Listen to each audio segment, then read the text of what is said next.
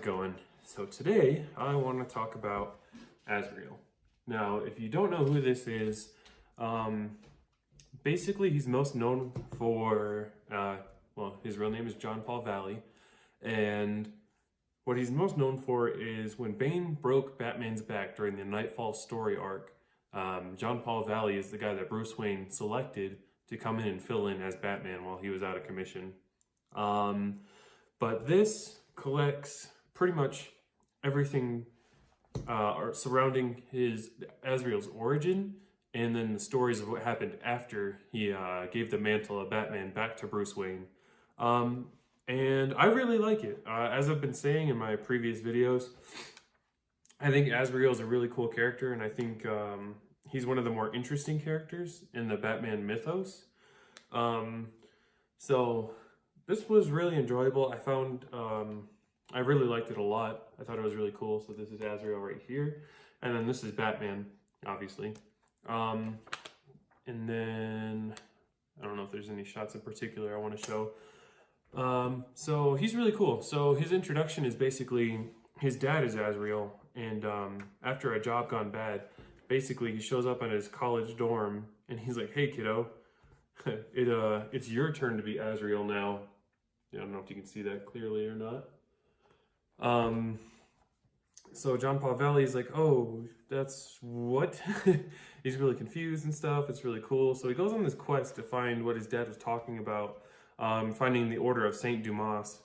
And basically his first villain is this dude right here. Yeah, this guy. Now, what he's doing is, this guy was part of the Order of Saint Dumas, which is what Azrael is basically an assassin for. So he'll go out and murder dudes that are like threatening the order and all this other stuff. And basically that dude I showed you with like the horns and all that junk, he's one of the dudes in the Order of Saint Dumas who went nuts and would like basically turn to the dark side, right?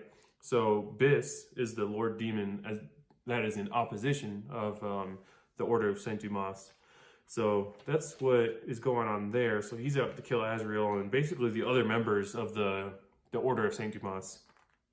And the way that Batman ties into this is the guy that John Paul Valley's dad, right? So the first Azrael, the dude he killed was one of the like high elites or something in Gotham City. So that's how Batman ties into it. So he's trying to find out who these people are, why these people are dying, and basically just what's going on. So that's how Batman ties into everything. And then they kind of team up with John Paul Valley. Bruce Wayne is doing Bruce Wayne things. He's trying to do as much work as he can as Bruce Wayne, you know, as he typically does, before he goes in as Batman. So essentially, he gets hit with some kind of toxin or something and he starts hallucinating. So this horn guy is the same dude as over here. And yeah, he just gets beat up. He just gets wrecked. Basically kidnapped. And drugged up and all this other stuff. And kidnapped. And basically Alfred teams up with John Paul Valley and this little troll guy that's been training John Paul Valley. And they got to go rescue Batman. Like I said, this is basically his intro into comic books, Azrael. And the dude's brutal. He's got a flaming, almost like Assassin's Creed knife that pops out of his gauntlet. He's got one for each hand, and he can actually shoot the blades out, and it's really, really cool. So I like his costume. I like his character design a lot. It's basically just the red, black, and yellow, or I guess you could make the case that's gold. I just think it's so cool. So he's murdering dudes and trying to save Batman and all this stuff. And so the bad guy, we'll just call him Bis for all intents and purposes. He's wearing the Bat costume and trying to basically frame Batman for committing heinous crimes and such. So they're in this, I believe it's like some kind of factory. I can't remember what exactly it's for. But he's in there, he's torturing Bruce and stuff like that, and Bruce is like, "Bro, you ain't nothing." And it's pretty funny. So again, Alfred and Azrael are teaming up to go save the Bat and all this good stuff. And the story basically ends with Azrael showing up at the very end, or like after the whole factory or whatever is caught on fire. The Bis dude burns alive, and then Azrael rescues Bruce. And you get this cool action shot right here. It's pretty dope. You can see Azrael wrapped up Bruce in the cape and stuff, because the cape can last through the flames and all that stuff. But really, really cool. I want to say this was around mid-90s, maybe? I want to say. And then, so this is how the story wraps up, with Bruce being basically introduced to Jean Paul Valley, and this is to him right here committing to his identity, because the whole Order of Saint Dumas. So the reason his dad showed up on his doorstep is because from basically the time he was born, Jean Paul Valley was being brainwashed and implanted with like knowledge and stuff like that. So fighting skills and like, just all these other things.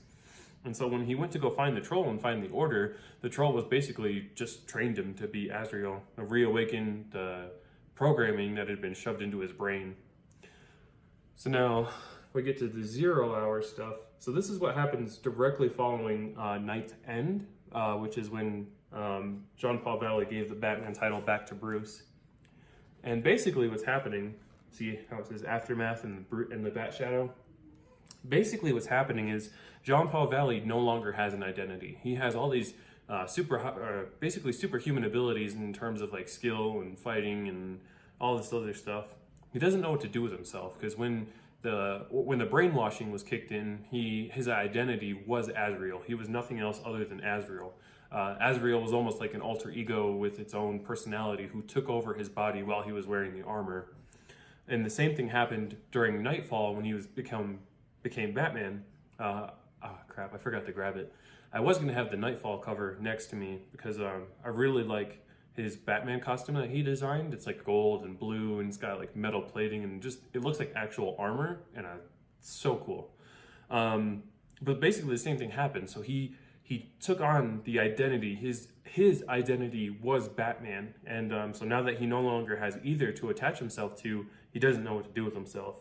So he finds himself on the streets, kind of just being a loner. You can see he doesn't really interact or talk to the other homeless people or anything like that. And yeah, pretty much just doesn't interact with, oh, actually, yeah, so you can kind of see it right here. Not colored right, obviously. It's a flashback, but this is what more or less his costume looked like. Really, really cool in my opinion. But yeah, he doesn't really interact with anybody until it's a few pages in. He's talking to, I think, a Vietnam vet right there. Basically, doesn't interact with anybody until the bullies show up and start going after the other homeless guys. And he basically is just like, yo, I'll waste you. And then, so I really like that cover. That cover is really cool. I dig it. So moving on, he goes off on his own path. And then, what spurns this? Give me your shoes. I don't know what it is with gangsters and taking other people's shoes, but whatever. So again, you can see kind of Azrael's Batman suit. You can see it up here. This isn't the same suit, but it's got a kind of a similar design. It's mostly just the color scheme that's different. But in this scene, he's having like an internal conflict with him. Oh, no, my bad. No, he actually gets into a fight with somebody, but he's visualizing it as Azrael fighting Batman, because that's how he doesn't know how to tap into his, like, because of the brainwashing and stuff. He only can become a fighter when he's like assuming one of his identities, more or less. So that's how he fights, and he kind of blacks out during the fight. It's something that he mentions. So you keep going, keep going, keep going. And then this is a pretty cool shot too. So when somebody mentions Batman, and he's like, oh, I'm not Batman, not anymore. And the homeless guy's kind of disregard his comment. But basically, this is a cool scene because, again, so Batman has gotten a bad rap over the last couple of years. Everybody makes fun of it because it's like, oh, well, Batman's just going to pull something out of the utility belt and find the answer. Like, there's a lot more to it than that. Like, people forget, like, I don't know what it is, but, like, Batman has almost like a stigma, you know? But Batman is a real person, and he cares about people, and that's what this is. This is him kind of having remorse over kicking, basically, Paul out of the Bat family, more or less. So once he took the mantle back, he's like, yeah, you got to get, stepping, dude. You got to find something to do with yourself. And this is him feeling guilt over not taking better care of him. So you see Batman trying to go out and find him so he can kind of help him get back to pretty much anything. So one of the bully dude that came back to the homeless guys and tried to interrogate them to find John Paul Valley, and they do, and they light this church on fire with him inside, and through like the brainwashing and things, he doesn't register like fire the same way. Like he's always seeing fire. Like he's kind of like mentally disturbed in the sense that he's always like seeing things that aren't real. So that it's him. He thinks he's tripping, but he's actually inside of a church that's burning on fire, and he doesn't understand that until he actually catches on fire. His clothes catch on fire, and then he jumps into action, kind of like a fight or flight, like basically flight. Yeah, trying to take off for his own survival. And then this is the cool scene where you see Batman interacting with him, and he tells John, he's like, hey, I'm sorry for what happened, but you know, you have to figure something out. You have to do something with your life, and I can help you get there. You have basically all the resources of everything I have. Contact Oracle, just go look for the order and get your mind right. So it's pretty cool. I really like it a lot. Basically, oh yeah, and then he gives him back his original Azrael suit. He finds it and brings it to him. He's like, hey man, take care of yourself. This is your mission. Go figure out how to be yourself again. And it's really, really cool. So he gets one of the homeless guys that he kind of bonded with, the guy that was a Vietnam vet, and he takes him with him. And then you get all this craziness. So the Order of St. Dumas, those people are nuts. Like, no two ways about it. They're nuts. This dude thinks this golden helmet dude is talking to him. And this is the new Azrael. Now the Azrael is always selected by somebody from within the bloodline of like somebody who's been in like basically their cult. So Azrael's always been in the family and passed down from one like father to son for centuries. But this dude is like the new guy they brought in because they couldn't find John Paul and they assumed he was dead. So yeah, they get held up and he takes off his jacket and he springs into action and just starts destroying these dudes. Again, that's another thing I kind of like about Azrael is just how brutal he is. He's seen like breaking limbs and just like stabbing people and just going nuts. But he's still like he's still conscious of being a person. Like he sees it, his friend is threatened and he's like, oh crap, I gotta go save my friend. It's really, really cool. Then there's a better shot of the Assassin's Creed blade. It's pretty dope. And like I said, that thing can catch on fire. It's really, really cool. And then you get this showdown, right? So this fake Azrael shows up and he's like, well, I'm gonna kill you so I can be Azrael. And it doesn't really work out. So yeah, he fights, like these Twilight giant werewolf dudes. Pretty sick. He just destroys them. That was pretty dope. He kicks one up into the icicles. And then the other one, he just stabs another fallen icicle. So basically, once he's at this order, it's him trying to find his way, basically, be his own person. So what he ends up doing is he ends up killing the high priest or whatever. And then he takes the second, I want to say she's like second most in charge. He ends up taking her with him on his like travel back to civilization. So then they kind of just take off and do their own thing.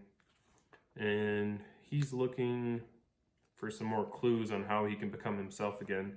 And they end up, I'm not sure exactly where this is. I think it's Nanda Parbat, because they end up running into Ra's al Ghul. And what happens here? Yeah, Azrael puts the whoop down on some people trying to like beat him up or whatever. I love it. He's so brutal. It's great. And then you see in this scene, after he beats up all these dudes that are trying to jump him, he runs into Ra's al Ghul. That's pretty cool. And essentially what happens is, I think it's the assassins it was one of the League of Assassin members that pushed his buddy, the Vietnam vet, out of the window. Because Azrael was not very forthcoming with Raz, and he just wasn't a big fan, wasn't doing anything with him. And they used the Lazarus pit to bring the Vietnam vet dude back to life. And after this, it's kind of funky what happens. Like, he goes on this mission to find kind of just like the truth, I guess. And he ends up finding this. And it gets really, really weird. So apes were used to it's like apes were like they used apes to, I don't know what it is. It's really funky. So yeah, he goes through all this stuff. He ends up here, and he finds a scientist who's basically he creates the Azraels. Like, so see, he's half animal in the sense that he was grown inside of a monkey or whatever, and it gets really, really weird in the last couple pages. And he kind of goes on like a feral rage and just starts destroying the lab.